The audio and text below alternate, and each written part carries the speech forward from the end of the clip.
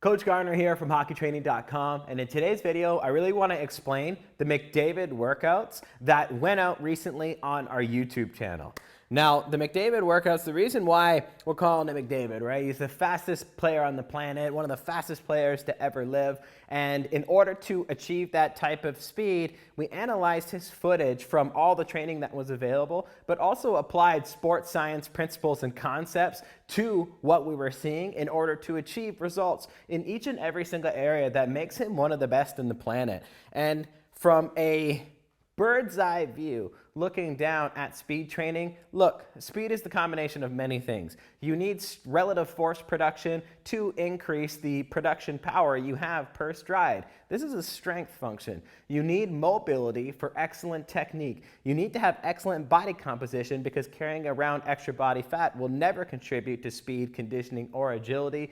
You need to have optimal technique out in the ice, independent if you are mobile or not. You need to have acceleration, you need to have top speed, you need to have starting speed. There are a lot of components that contribute to what we globally categorize as speed.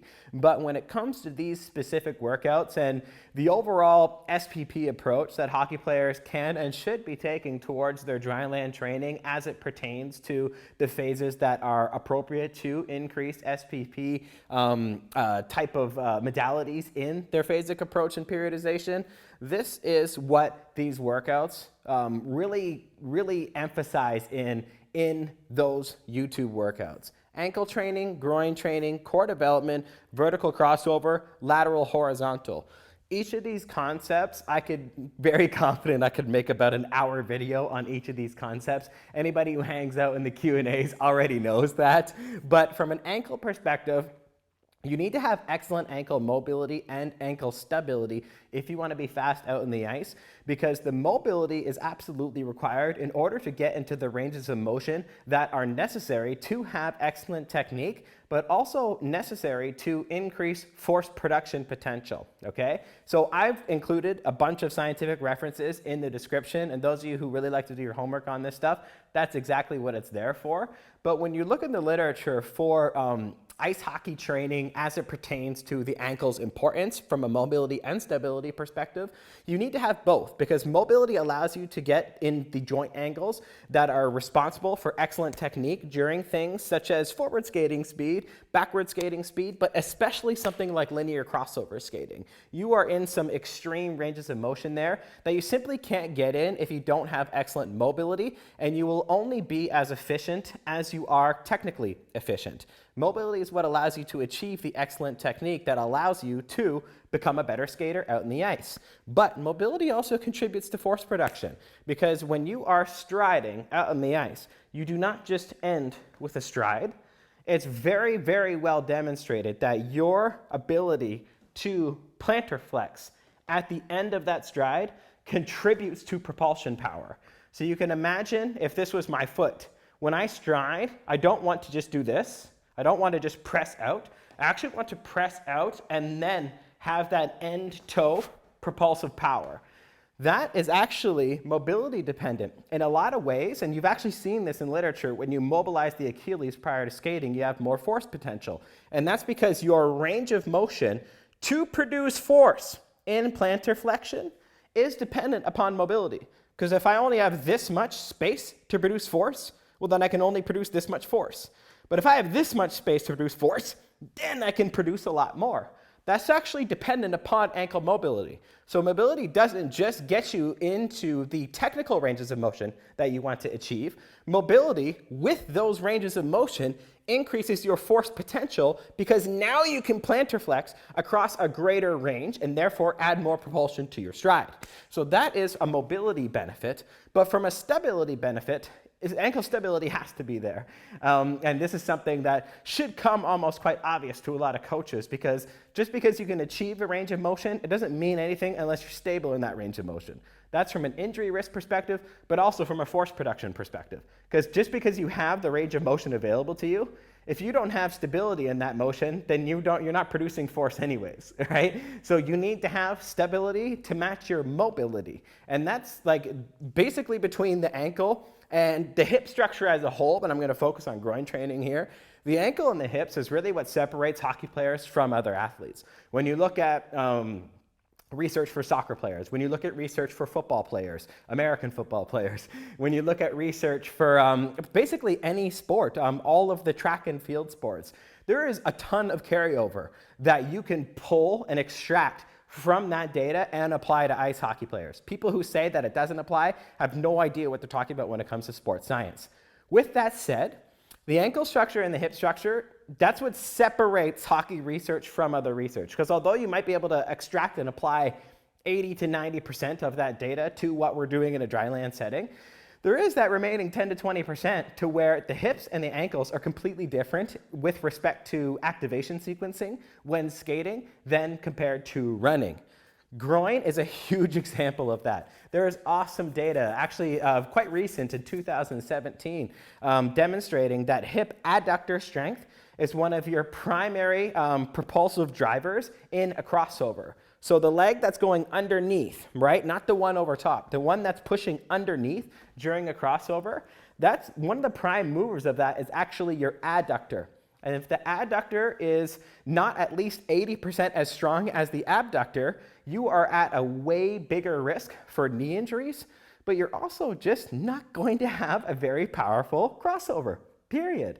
So adductor strength, which is notoriously neglected in hockey training, is something that is not only going to prevent groin strains and knee injuries, but it's one of the, if not the, prime driver in crossovers. So if you want to skate like McDavid, who is famous for linear crossover skating, then you cannot neglect groin training, more specifically the hip adductor complex there, because that's what's going under and again increasing force potential. Ankle mobility, increasing force potential. Ankle stability, increasing force potential. Hip adductor strength, increasing force potential. What we're trying to do is biomechanically break down skating and take advantage of every single component of force potential that exists to us per stride taken. Because your stride length and your stride frequency are going to determine how fast you are out in the ice. It's been determined actually that elite skaters compared to average skaters, elite skaters were 15% faster in the first 6 meters, and they had a 14% greater stride frequency in the first 6 meters. So these things really, really matter, and some people just chalk up speed as it just being solely genetically focused, but when you biomechanically break it down and assess every component of force potential available to you, and then train those components, speed becomes an enormously trainable quality in your dryland approach, and that should be extremely exciting because I guarantee you will get faster doing a lot of these things over the course of a well-structured off-season. It just takes a keen eye for the literature and understanding how to extrapolate what to hockey-specific training, which is what you're going to see in these workouts that we put out here online and what I've been doing for 10 years here at Hockey Training. Core development is a key focus in these McDavid workouts as well, because your core will actually limit your power output. So when you're training your core, you're not just getting six-pack abs, right? You want to train your anterior core, your posterior core, your lateral core, and your rotational core. When you hit all four of those, then you have, instead of core development, I could have wrote complete core development. That's what you need, because the core stabilizes the spine and the pelvis. And reducing injury risk is more important to the body than skating fast. So if you have a very high force potential in your lower body, but you have very weak core stability, your body will neurologically reduce muscle fiber recruitment in the lower body as a protective mechanism to protect against injury in the pelvis and the spine. Why? Because your core isn't strong and stable enough to properly absorb the forces that your lower body is capable of. So if you're someone who's constantly training your legs for speed and doing all these lower body dominant things, and yet you don't have a well-rounded approach to anterior, posterior, lateral, and rotational core training, then you might be thinking, hey, why aren't I getting faster? I'm doing all the lower body speed exercises. Your lower body's fast. It's just being inhibited due to the neurological inhibition of your core lacking stability and your brain acting as a protective mechanism to keep you from injuring yourself because you've got too much force potential. You got to think about it like shooting a cannon out of a canoe. You would never shoot a cannon out of a canoe because it would sink your ship and send you flying. It's too much force in too unstable of an environment. Your body thinks that way about your legs and your core's job to protect the pelvis and the spine. Your core needs to become a battleship before the cannon that is your legs can begin to produce force and maximally increase your speed out in the ice. So core development's a major part of this as well. Vertical crossover, lateral horizontal are big components of speed as well. Your vertical is going to contribute to acceleration and first step quickness out in the ice. Crossover is its own form of training because then you're looking at things like adductor strength, you're looking at extreme angles of force that you're just not going to hit with, say, a barbell squat, for example. Lateral training for stride power, and then horizontal training contributing to top speed and deceleration. Okay, so we've got our first step quickness and acceleration. We've got our top speed and deceleration. We have our hockey-specific crossover mechanics that separate us from other athletes in the sports science literature. And then we have straight-up lateral power because we need that for stride, basically explosive strides out in the ice. Then we need to wrap it in a really nice package that doesn't neglect ankle mobility and stability, doesn't neglect hip adductor strength, and doesn't neglect complete core development. So when we're looking at these workouts, what I created was basically a field and a gym approach that were just examples that would be within one phase of an off-season program. So it's not something that would be run all off-season long. It's something that would fit in a single phase of a well-designed GPP to SPP approach over the course of an off-season. Field and gym. And you see, I've got primary and secondary approaches to both. And then you can see, the keen eye looking at these workouts will actually start to see the concepts that I discussed on the previous page. Like when you look at core development, for example, I have Superman and side plank with reach here. That's posterior and rotational core. And yet I have lateral core as well as anterior core being hit here. So we have our complete core development, and then the Copenhagen plank is also, luckily for us, one of the best, if not the best, hip adductor strengthening exercises as well, contributing to overall crossovers. And then you see primary, it's oscillating. So you see there's an emphasis on crossovers in both, but you start to see the emphasis shift with respect to horizontal power production in the field and vertical power production here as well. And also lateral work and crossover work. Both of these, right? Everything I said, I could see it back here. Your vertical crossover, your lateral horizontal. What's happening is they're being oscillated to protect structural balance. So what do I mean by that? You can see here, barbell hip thrust is a secondary, because it's thrown at the end of the workout in a complex. It is of secondary importance. Well, that's horizontal power. Yet, broad jump is horizontal as a primary in the field.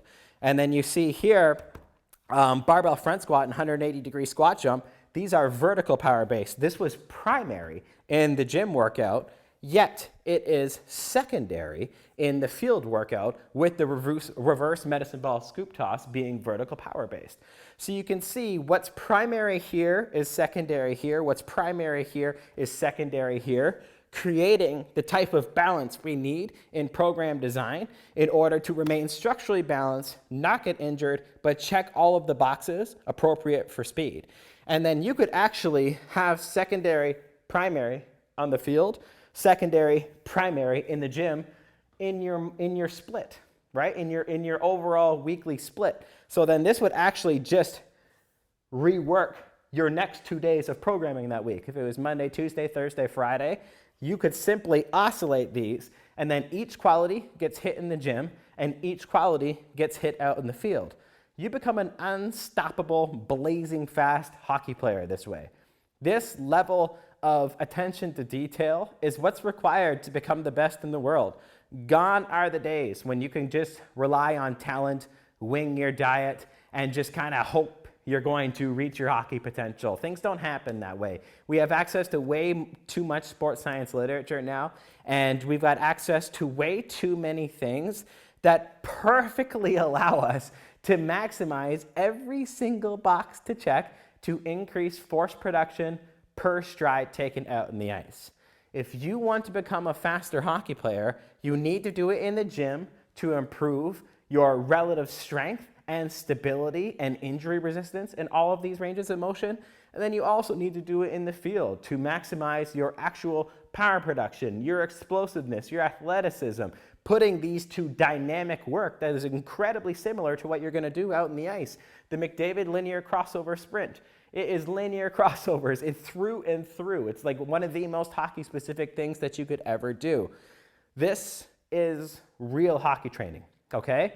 So I hope this video was able to teach you how large speed can be. And I hope this video was able to teach you how big periodization can be as well.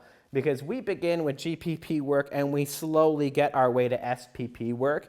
This is near the SPP phase, using contrast training for explosive speed here and a high velocity, well-rounded approach to your field work. This is something you would see in phase 4, 5, 6 in the off season. All right. So thanks so much for watching. I hope this was educational and entertaining for you. If you have any questions on speed development, let me know in the comment section below. And as always, for the best programs in the hockey training world, go to hockeytraining.com.